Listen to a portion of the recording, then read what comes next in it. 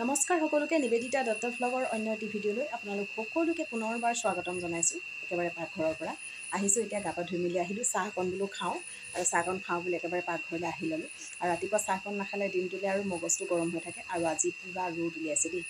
এইকেইদিন বৰষুণকৈ গ'ল আৰু আজি পূৰা ৰ'দ দিছে আজিৰ দিনটো আৰু কেনেকুৱা হ'ব নাজানো আজি আছে আমাৰ নিতাই পুখুৰী হেমচন্দ্ৰ বিদ্যাভোগ গোস্বামী মহাবিদ্যালয়ত আবৃত্তিৰ কৰ্মশালা আমাৰ ইয়াতে আবৃত্তিৰ কৰ্মশালা পাতিবলৈ লৈছে ভাবিছোঁ আমাৰ দেহাক লৈ যাম আমাৰ ৰণৰ সৰুজনীক লৈ যাম বুলি ভাবিছোঁ আৰু তাতে আপোনালোকক দেখাম বুলি ভাবিছোঁ কি হয় কি নহয় তাতে অনুষ্ঠানভাগ আজি আৰম্ভ হ'ব যিহেতু অকণমান হয়তো মিটিঙো হ'ব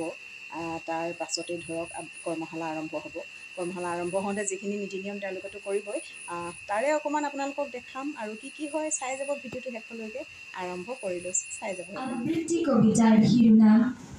কাঞ্চনজংঘাৰ বুৰঞ্জী কবি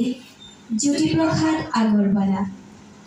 মই কাঞ্চনজংঘা তুষাৰ শুভ্ৰহীৰ মই অভ্ৰভেৰে বীৰ মোৰ জটা চৰি চৰি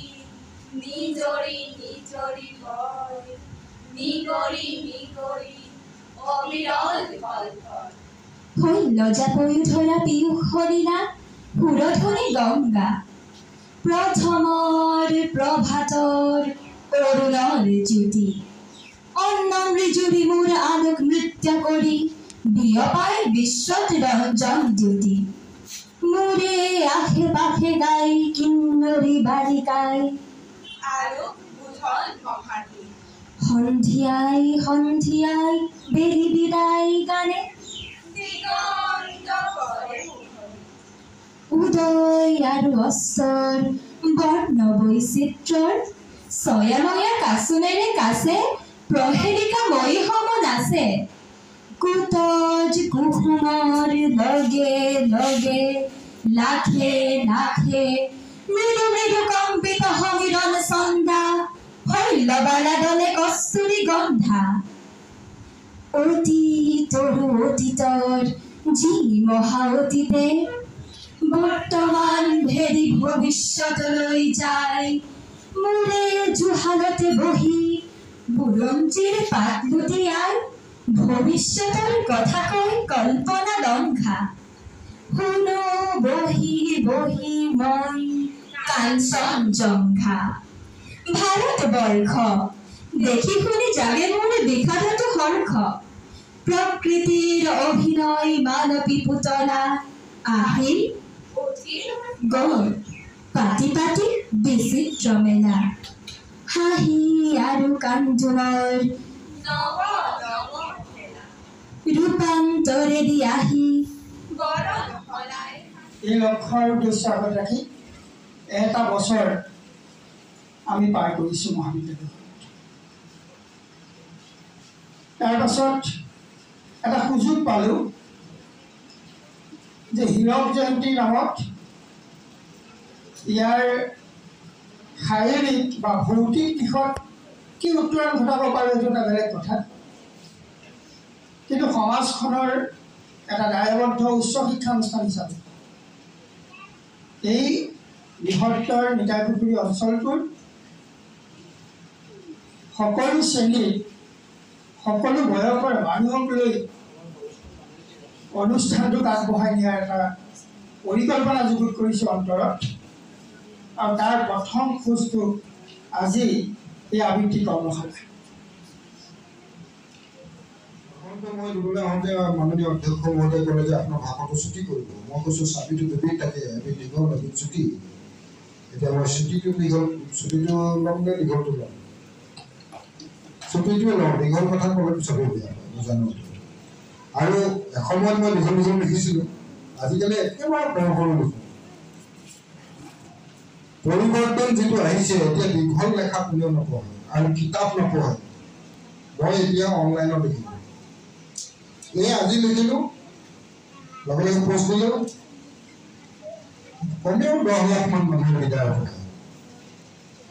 কিতাপ এখন কৰিবলৈ হ'লে কি হ'ব 10টামান লেখা লাগিব লগাই গোটাব লাগিব গোটাই ছপাব লাগিব ছপাই আমি মোনাত ভৰাই লৈ ফুৰিব লাগিব আমুকক গৈ আপোনাক এইখন দিছোঁ তমুকক এইখন দিছোঁ মিলাই দিব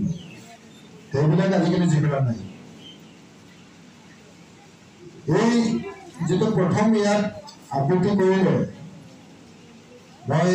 আমাৰ অভিভাৱকক সুধিলোঁ যে এই ল'ৰা ছোৱালীবিলাকৰ ইমান এটা নতুন পৰিৱেশ মই নিতাই পুখুৰীতে আজি 30 বছৰ পাৰ হৈ গ'ল কিন্তু এই যেটো আজি মই নতুন এটা পৰিৱেশ দেখিলোঁ আবৃত্তি ই এটা নতুন সংযোজন বুলি ক'ব পাৰি নিতাই পুখুৰী উঠিলা আগত নাছিলে এইবিলাক কোনোবাই মন গ'লে নিজে নিজে গায় কোনোবাই নাগায় ৰাত্ৰি মাতে সেই আজি ইমান ফুল প্ৰভাতে প্ৰভাতে এই প্ৰভাতত হেমচন্দ্ৰ দেৱগোস্বামী মহাবিদ্যালয়ৰ অসমীয়া বিভাগৰ আৰু সুন্দৰম কাব্যগানম নিতাইপুৰী শাখাৰ উদ্যোগত আয়োজিত আবৃত্তি কৰ্মশালাৰ এই সুন্দৰ ক্ষণত মই সুন্দৰম কাব্যগানৰ প্ৰতিষ্ঠাপক অধ্যক্ষ হিচাপে সকলোকে অন্তৰৰ কৃতজ্ঞতা যাচিছোঁ। আবৃত্তি কৰ্মশালাখন অনুষ্ঠিত কৰাত সহায় কৰাৰ বাবে পুনৰবাৰ ধন্যবাদ আৰু কৃতজ্ঞতা জনাই আজি মোৰ শলাগৰ পৰা ইমানতে সামৰণি মাৰিলোঁ। ধন্যবাদ।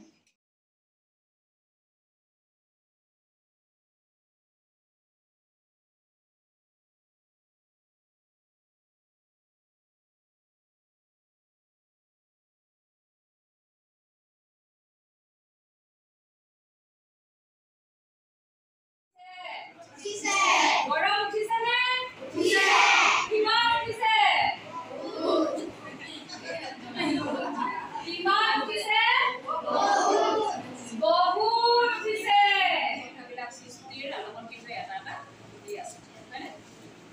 সাধু কথাৰ মাজৰ এই গীতবিলাকক কি বুলি কোৱা? হাতুনে মেৰি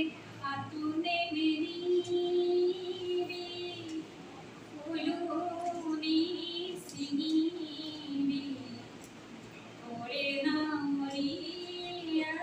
তই এই গৰুটো কি আছে মানে এটা কি কোৱা হয় মালিকা বুলি কোৱা হয় কিন্তু এতিয়া আমি তাৰ মাজৰ পৰা আঁতৰি গৈ আবৃত্তি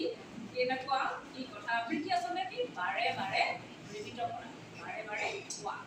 কবিতা এটা মুখস্থ কৰি খুব ধুনীয়া হোৱাকৈ শ্ৰুতিমধুৰ হোৱাকৈ মানুহৰ ভাল লগাকৈ যেতিয়া আমি কবিতা এটা আমি উচ্চ স্বৰত আমি মধুৰ বাক্যত আমি মুখস্থ পাঠ আৰু তোমালোকে আজি চাই থাকা আমি প্ৰথম কৰিম দেই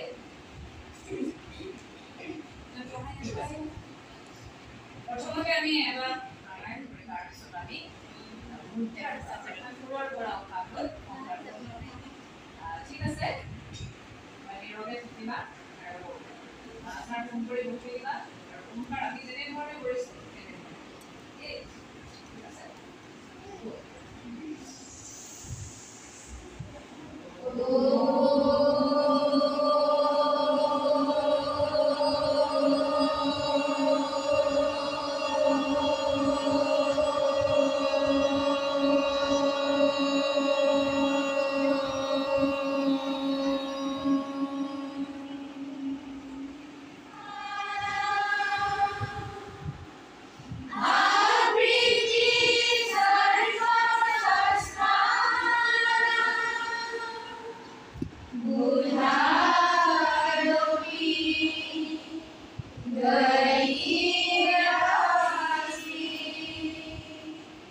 Gari